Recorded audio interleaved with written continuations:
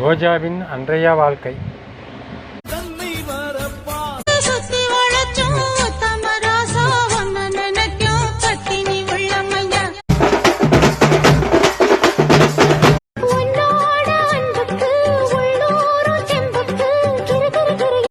பொம்பளை பொறுக்கி போல இருக்கு.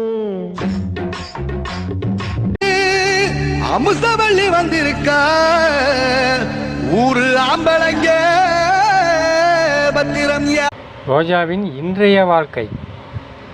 சிங்கப்பூர் அன்பு இல்லத்திற்கு நன்றி. உங்க உயிர் உள்ளவர் இந்த உதவியை அவங்க மறக்க மாட்டாங்க. தோன்றக்கூடும் மழை இல்லாத போது மனிதனோ மிருகமோ தாயில்லாமல் ஏது. அம்மா சபானா அம்மா ரொம்ப நன்றி. உங்கள் பணி சிறக்க மீண்டும் பணி துவங்க என்னுடைய அன்பான வாழ்த்து.